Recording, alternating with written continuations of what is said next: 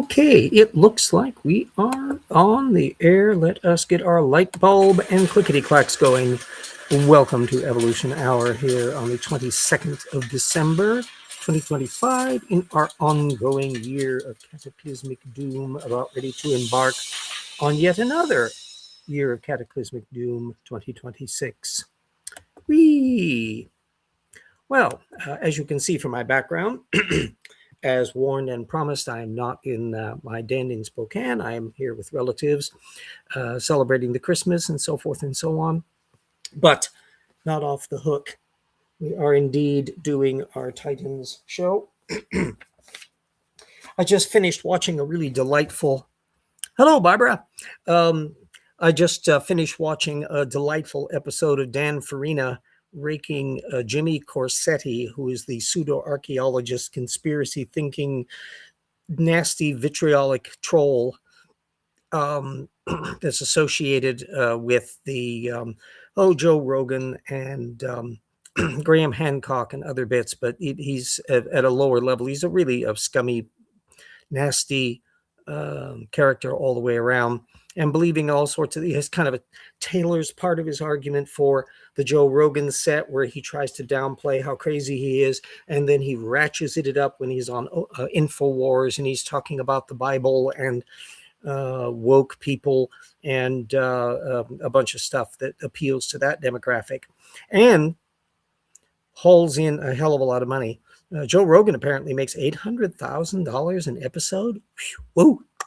Well, I hope the little clowns are busy beavers in investing in the stock market and crypto, so that during the Trump that they will go the way of the Duesenbergs. We will see.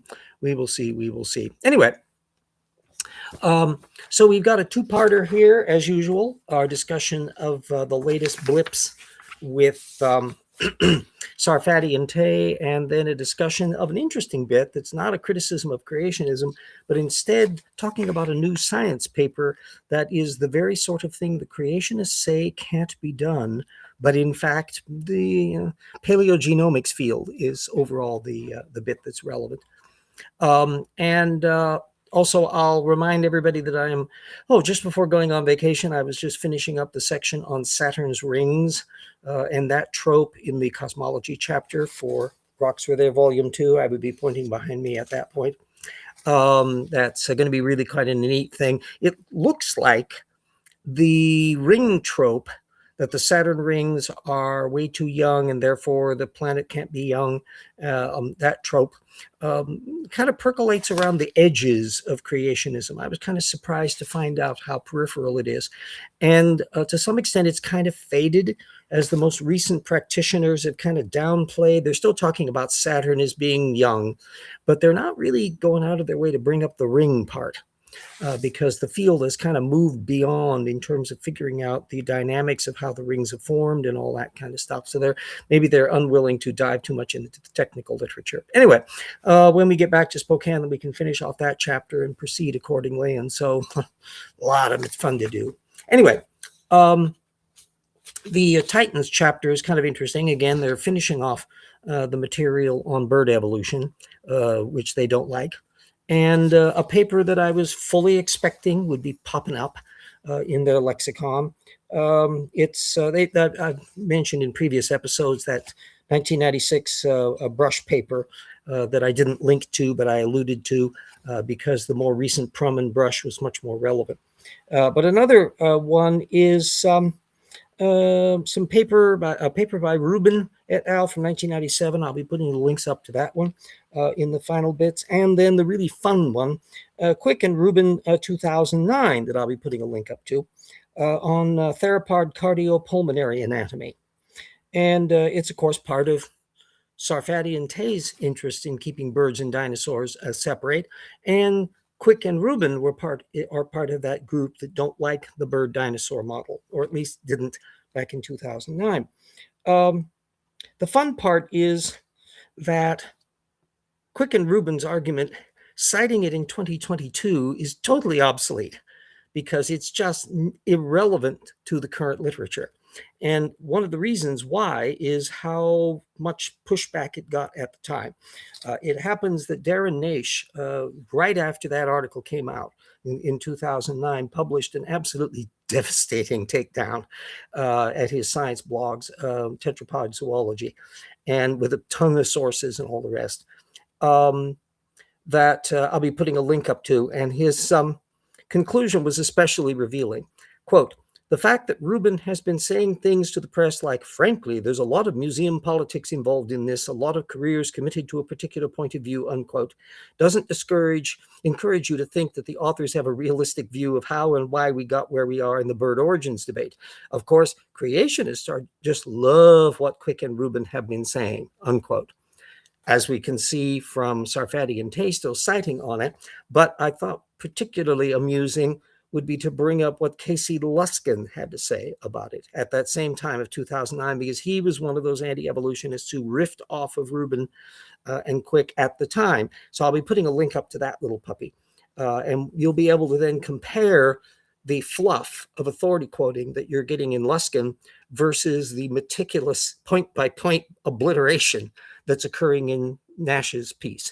And it's a beautiful illustration of the difference between what goes on in the scientific reasoning department versus what goes on in that apologetic anti-evolution department. So you'll actually learn something in the Nash piece, and you won't learn a damn thing in Luskin. Part two relates to a brand new paper, 18 November 2025 in BMC Biology, which all of their stuff is open access, by the way, which was a title that really caught my eye because what it involved was working out the evolution of scent gland defenses, not only by looking at the phylogeny, because they have quite a detailed breakdown of that in the paper. You'll be able to see all of their little blips going on in their analysis. But even more importantly, paleogenomic reconstruction of ancestral states. And so they have a breakdown chronologically of the kind of variations that are happening step by step as things are moving from one modality to the next. This is exactly the sort of analysis that creationists are insisting can't possibly happen, that evolutionists don't do, but in fact they do. And that paleogenomics field is only expanding as we move into the 21st century. Bit by bit, they are working to the point where they can get more and more information and can work backwards in working out the developmental biology and genetics of systems in so many different fields. We've seen it in working out a lot about feather evolution. Hello, greetings, sentient beings. They've got that field that they've been working on, paleogenomic reconstructions of integument systems involved in archosaurs and all the rest, development of feathers and scales, and at the detailed level of in terms of receptors and protein molecules. It's quite an extensive field. And what's always intrigued me about it, and it's a thing that I would recommend that everybody keep following, is that anti-evolutionists are never participating in any of this. There's no counterpart of this going on in their field. Theoretically, they could do this, not in terms of reconstructing ancestral states in an evolutionary context, but particularly if you're a young Earth creationist, reconstructing the genomes of Noah and the kids, or of Adam and Eve, or of any organism. Because remember, everything on the planet has a lineage that only goes back 6,000 years to the creation week. And with the bottleneck filter of Noah's Ark for the young Earth creationism, that's not a long time frame. And the fact that you have complete genomes you can play around with, in principle, if they had a model that worked, they could work that out. Yes. Oh, hi, Brian Stevens. Hello, hello, hello. As you can see, we're in Seattle for the time being. We'll be here until New Year's, and so I'll probably be doing next week's show as well. From here, it all depends on what's going on with the passes. I was able to squeak across in a surprisingly mild circumstance. There was a storm system coming through, and I got by before it actually turned into anything really serious.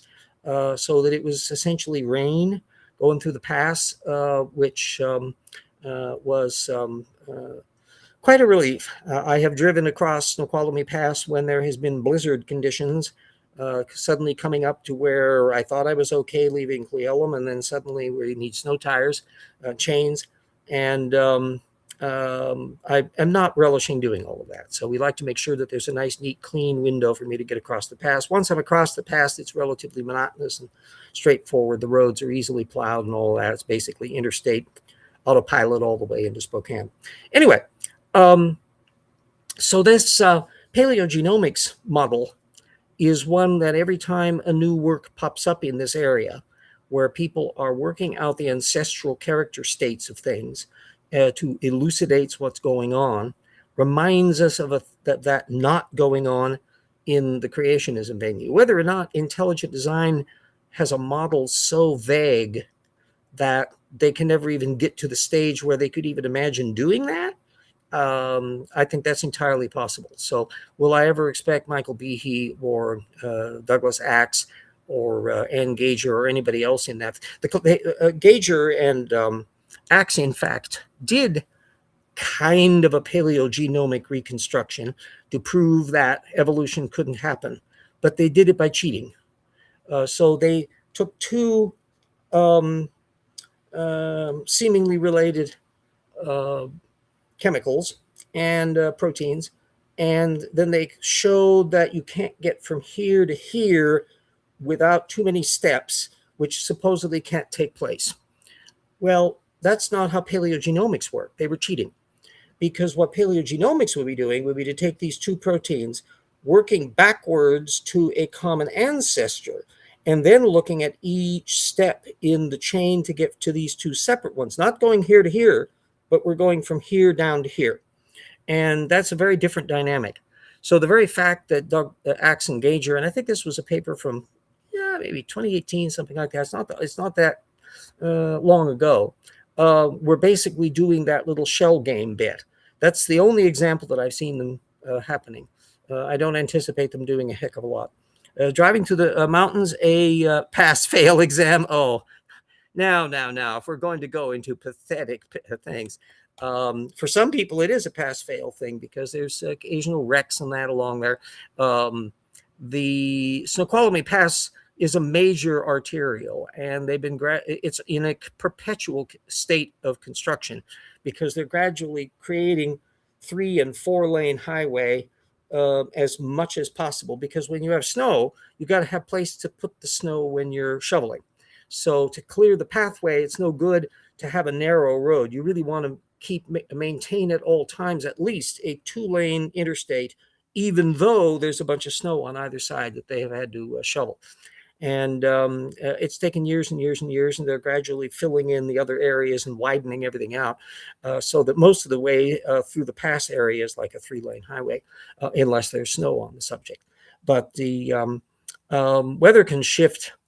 At the moment, we're in one of these big bombs of wet, warm weather that's pushing over the things. So temperatures are relatively high.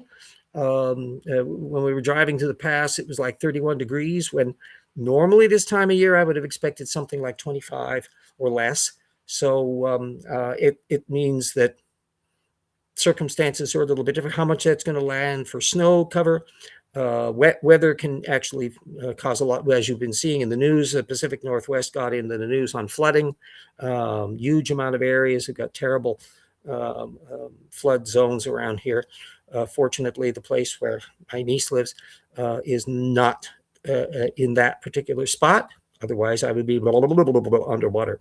So anyway, never accept a dinner invitation from someone named Donner. Yes, Donner party of 6, or Donner party of 5, Donner party of 4. And the fact that I'm Downard, I can do a little bit of pun on that one too. So as the case may be.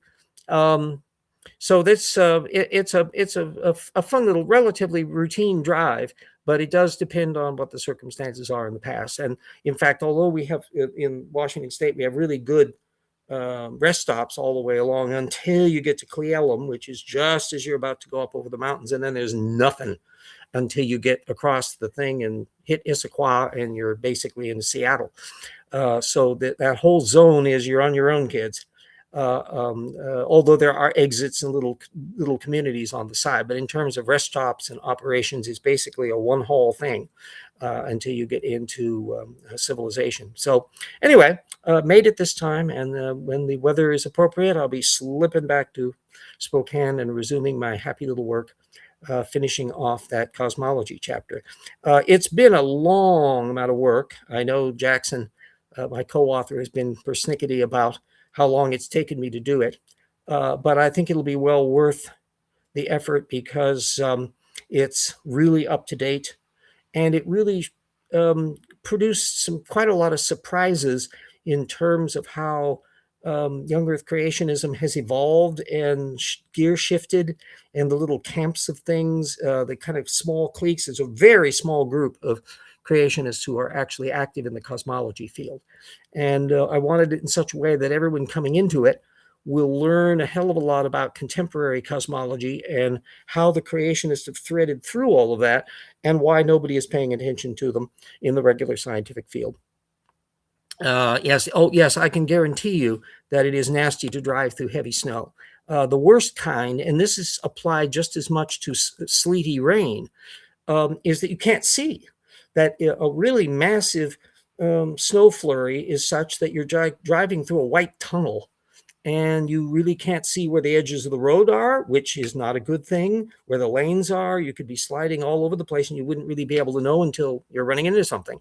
And then sleety rain is another matter, because you can get the stuff that's just cold enough that it will start building up on your windshield wipers and fogging in. So you're starting to look in a smaller and smaller little tunnel of poor visibility.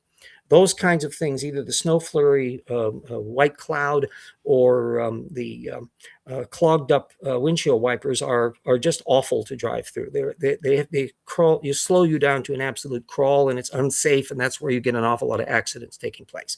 So by comparison, this area where you could see good mileage, it was just light drizzly rain, independent of whether it was at dusk or night.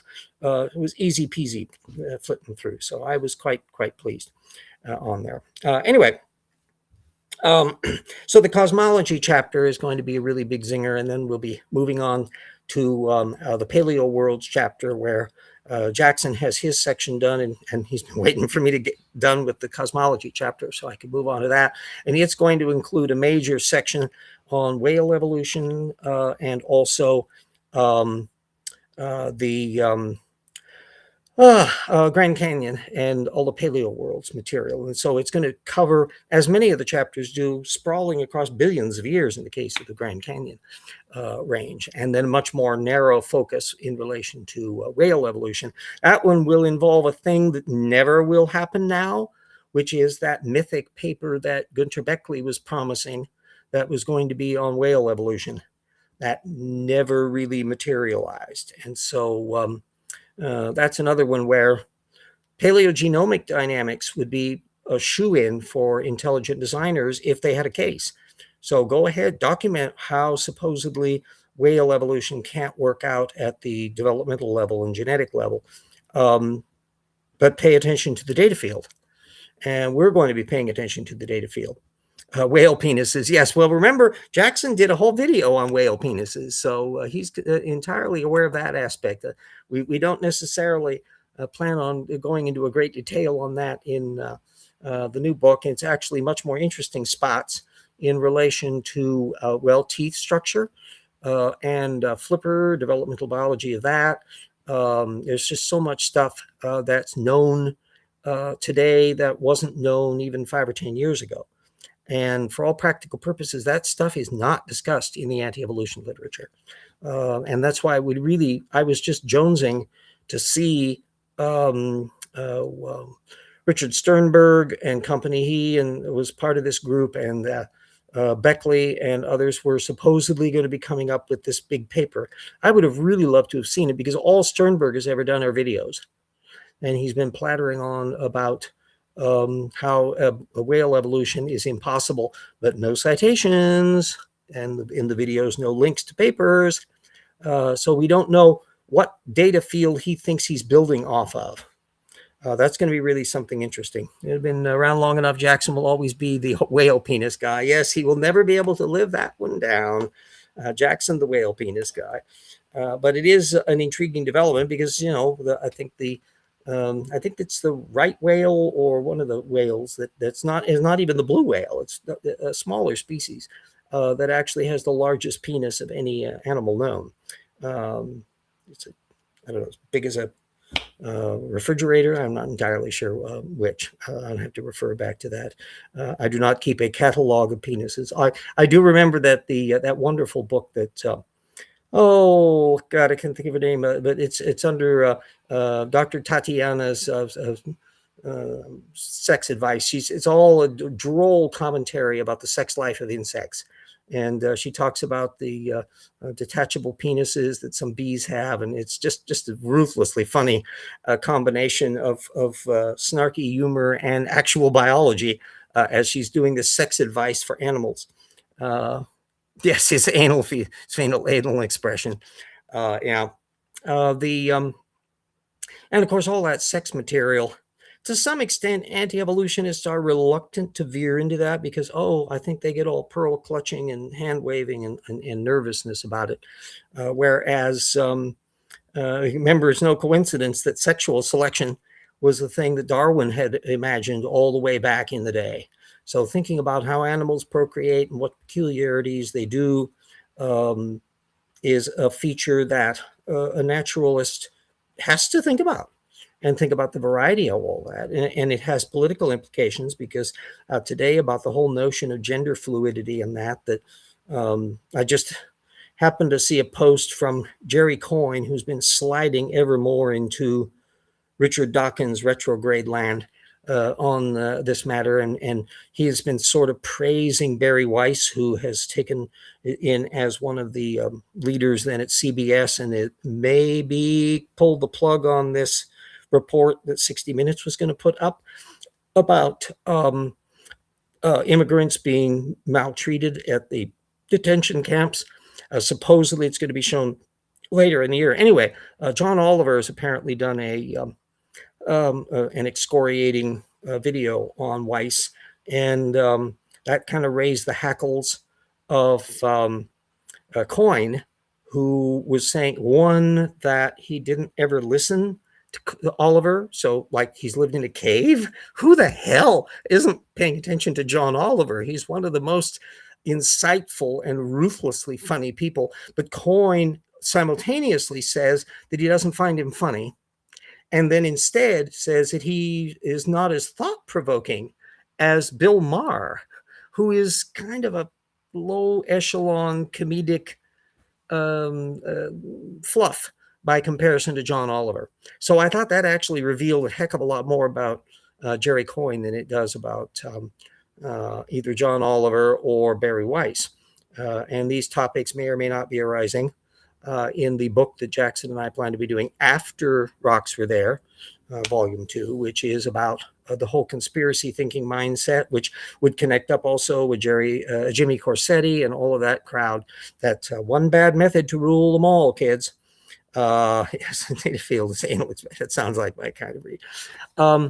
Anyway, so I'll be putting the link then up to that foul odor from the Mesozoic because it will be an excitingly interesting little paper and open access that will give you a good little foot into that world of paleogenomics.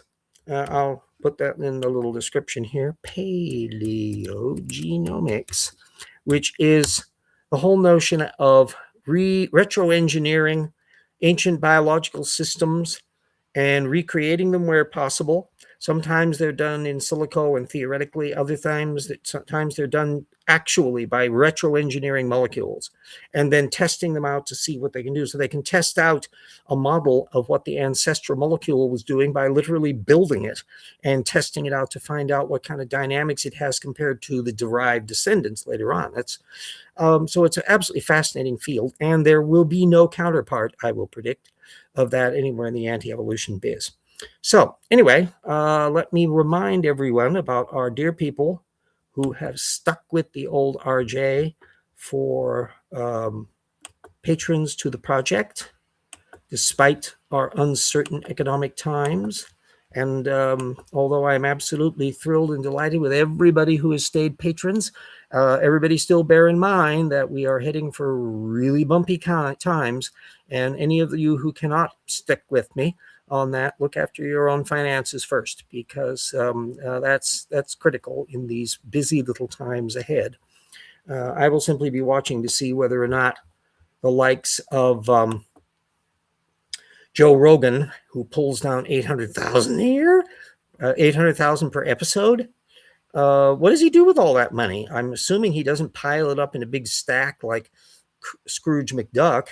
I'm assuming that he's putting it into stocks and other investments. So cross fingers, it's entirely possible that his portfolio may be considerably less, plus the prospect that in a depression form economy, that they're just a luxury people don't want to afford, and that they may disappear. So we'll see what kind of toll that kind of smug, parasitical influencers operate in an economy that they have no idea how bad economies can get, a counterpart of the 1930s.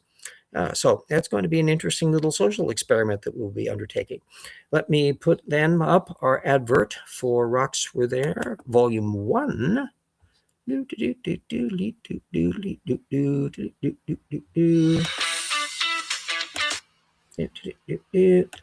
least I was able to hit most of my little buttons easily this time. As you have previously known, occasionally I get into some fumble fingers where the menu gets dumped in the wrong spot, and it takes me way too many finger strokes to get back where I want. But such is life. In the world of stupidity and uncertainty, that is the least one should ever be worrying about. The awkwardness of a laptop click.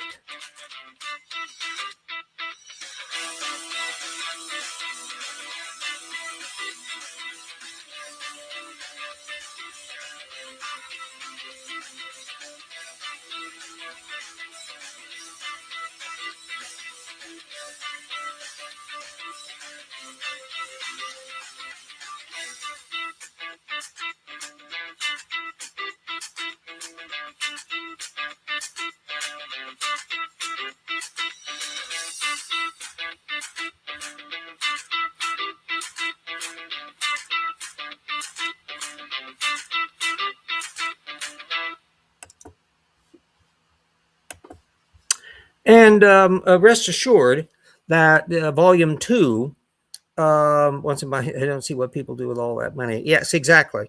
Well, I mean, how many yachts can a billionaire buy? How many mansions? They can buy several, and a lot of them do. They can build a $80 million bunker or something like that. Who knows what strange things they can do. But ultimately, there's only so much they can deal with.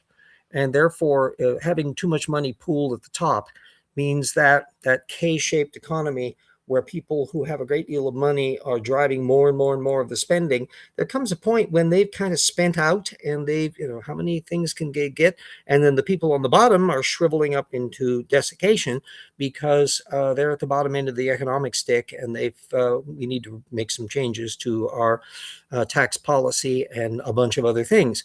And I think we will be moving into over the next 5-10 years as the Trumptanics steers us head on into that iceberg field. Anyway, the Volume 2 of the Rocks Were There, I was about to say, will have callbacks to Volume 1 whenever we're coming back on a subject or particular source citations that we've been dealing with, where we're kind of doing an additional spin on them, where we say, this is some material that we had alluded to back in Volume 1. So there'll be a good cross connection between there on all of that. So hopefully it'll be as information friendly for anybody plowing through it to be able to cross connect with the previous volume, as well as having a very thorough. In fact, I'm even getting better skilled at doing the little cross-referencing on the indexing, have breakdowns. For example, there will be under dinosaurs, there will be the various taxa involved. Under stars, there will be specific examples to make it as easy as possible for people that are fairly knowledgeable in the field to kind of track down particular topics and then find out where we're bringing them up and dealing with them. So I think that's going to be All right, an even better book than volume one. And we will see. Hopefully, we're constantly learning and improving, as opposed to the pseudoscience crowd that either spin around the same wheels over and over again, or if anything, get worse over time. So, any final questions? We've been on about a half hour. I'm not going to overstay my welcome on that. If we don't have any particulars, then I will probably call this one a day, and then we will warn everybody, stay safe, watch out for weather circumstances, rampaging wooden penguins, and all the other uncertainties of life. Try to avoid listening to Donald Trump speeches. The man is becoming increasingly delusional and pathetic. He's going to be running amok at a lot of things, but don't underestimate his sheer incompetence and the fact that so many of the things they try to do, they won't manage to do because they don't know what they're doing. And we have independent courts and we do have some laws on the books, but it's going to be quite a while as Trump insists on doing things, whether the law says he can do them or not. And he'll have enablers at the top who will constantly trying to rationalize him. And to some extent, the idiots on the Supreme Court will be rationalizing some of that stuff. So it's going to be a bumpy few years ahead.